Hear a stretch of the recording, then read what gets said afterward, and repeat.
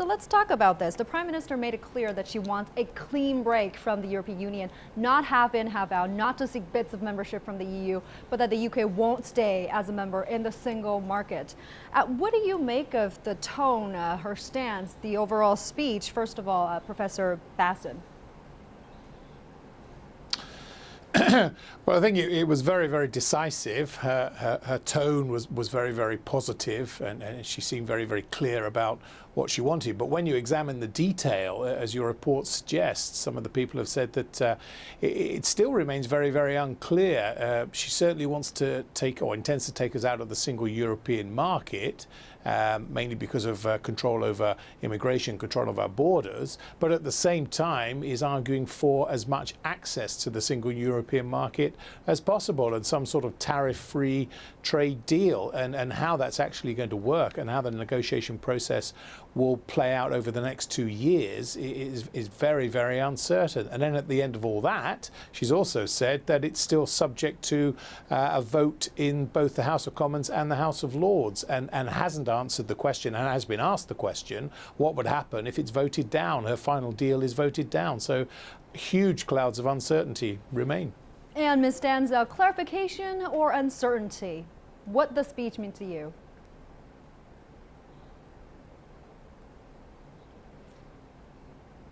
So I agree with the report that suggested that we actually do not see as much clarity. On the other hand, it has been much more clear than everything we saw in the past coming from London and from the Prime Minister. So in Germany, at least, the announcements were taken as a welcome clarification of the UK's goals when it comes to Brexit. On the other hand, it has only been perceived as a clarification of a goal, not really as a blueprint and certainly not as a strategy, because as a professor also pointed out, there are still many things to be confirmed.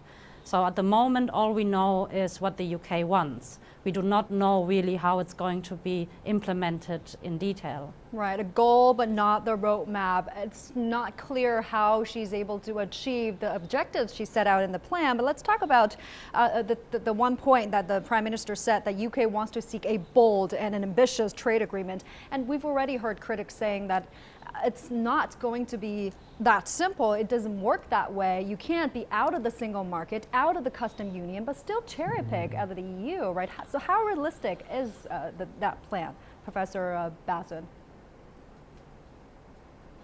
Well, it remains to be seen. It depends, but both sides now need to look at their comparative positions. I mean, the UK government obviously are very bold and talking about this a lot, because 44% of the UK trade is with the European Union, and the single market is very, very important to the UK economy.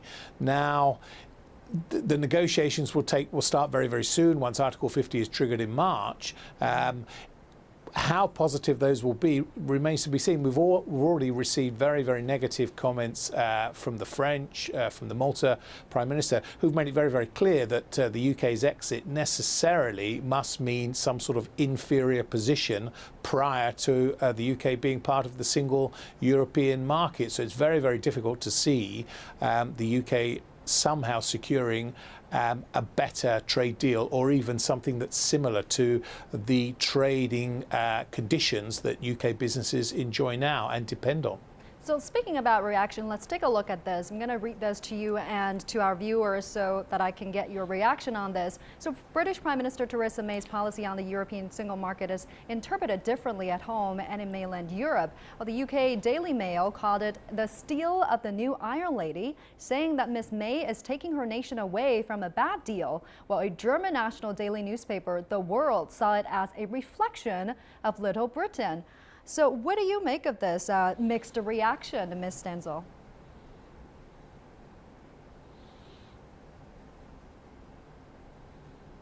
Well, we are speaking of now 27 member states, and it's obvious that every member state has its own interests, its own national interests, its own European interests, and equally it's natural that each member state or some member states react differently to this. From the German perspective, also coming back again to the single market question and the harsh reactions from other member states such as France.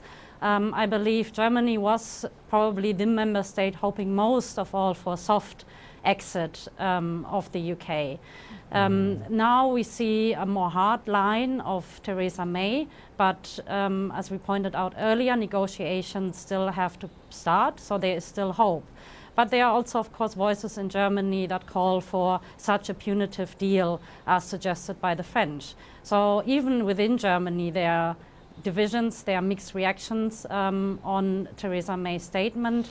And I think further negotiations will depend on whether the EU member states can agree on anything when it comes to the deal. And the UK is also probably hoping for some division within the UA and to be able to profit from that. So Germany will, for example, try to have a good relationship, a good economic relationship in particular with the UK. So I guess they are still seen as being a rather soft voice, but nevertheless probably the most important voice at the moment in the EU. Ms. Stanzel really talked about the reaction from the other side of the fence. Now, Professor Bastin, how likely are we going to see really punitive deal from the EU? I think it's likely. What actually will happen remains to be seen. The fact is the UK needs the single European market more than the single European market needs the UK. And of course, when the UK finally does exit, as now will happen, it's very, very important for the member nations in the single European market to make it clear that exit does not lead to any favourable conditions, and therefore they somehow shore up any possible domino effect. So I'm not so sure if punitive is the right word, but certainly it won't leave the UK, necessarily cannot leave the UK economy in better condition. And you talked about the press reports and how they vary. I mean, the Daily Mail really is just carrying some sort of hopelessly jingoistic message to a few deluded British citizens. And Theresa May herself, I think, was pushed into this speech by the far right in her party. She's not really in touch with the British people. A recent poll suggested very strongly that most British people either want to remain in the single European market, even though they voted for Brexit to leave, or they want a very, very soft Brexit. So she's totally out of touch with the British people, not just the European people. But Professor Bastin, do you think that Theresa May has satisfied all the voters who voted on the referendum by the speech? Not at all. A lot of people who did vote to leave instantly regretted it. I think they regret it more now, and they're now seeing the fairly sort of dire economic consequences that could happen.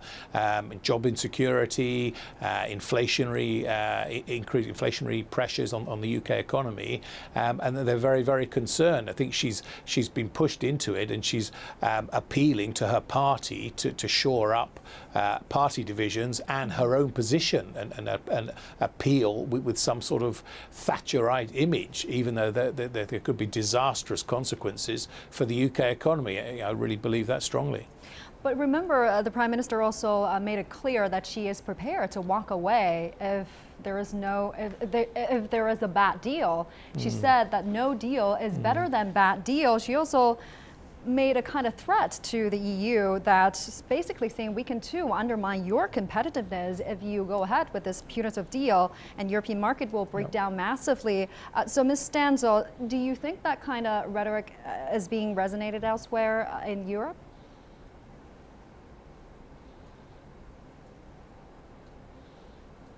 Well, it's certainly been noticed, but I think in most member states, it's rather seen as a bluff and a reaction to the member states who have threatened the UK with a punitive deal.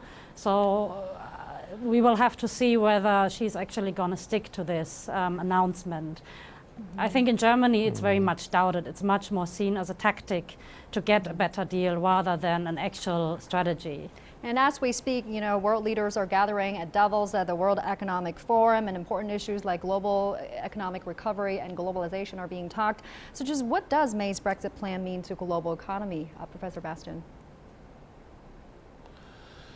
Well, it's certainly not a positive thing. It's a step away from integration and increased trade.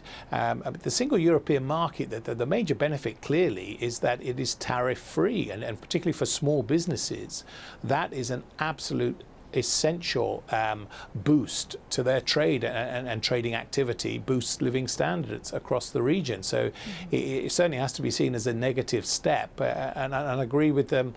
With your other panelists, that Theresa May's comments really, again, are very, very, I think, certainly poor negotiating tactics. They're very, very blunt, almost ill-mannered, and they're certainly not going to serve the UK's negotiating stance well at all. So it's not a step forward.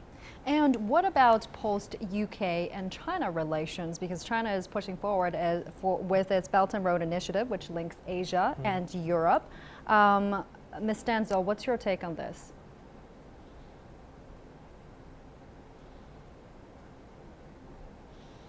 Well, I mean, the UK also announced that they want to be free to make other trade deals with countries such as the US, India, and also China. So there is the opportunity for China to strike a good deal with the UK, but nevertheless for China is a question what they actually want to get out of the UK. They have already Hinkley Point, they already have a very good economic relationship with the UK. The Golden Age has already been announced, so what else can China get out of this? I think this is also to be seen in what state the economy will be. In addition to that, China will want to make business in Europe, and in order to make business in Europe, you will have to be in Europe, in the EU as such, which means that we will probably see also moving of headquarters, establishing new headquarters rather, maybe in Frankfurt or maybe in Paris, and this cannot be an advantage for the UK. Now, the final deal would be put to both houses of Parliament for approval, but Professor Bastin, what happens if the deal does not go through? That's an excellent question, and that's a question that's already been put to the Prime Minister by a journalist yesterday, and she refused to answer it, except to say that it will be very difficult for Parliament to actually vote it down, having, as she says, clearly voted the government or voted for the government to get on with the Brexit approach. And even in Prime Minister's questions only a few hours earlier today, the Leader of Opposition put that question to her again, and she again refused to answer. If that did happen, then it would be an almighty crisis. What would then ensue, I don't know. And that, I have to say, is quite a likely occurrence. Both houses, I think, are split on this, and it could well be that they do vote it down. Leading politicians have already said that the British people voted to leave the EU. They did not vote explicitly to leave the single European market. So she's playing fast and loose with the British people.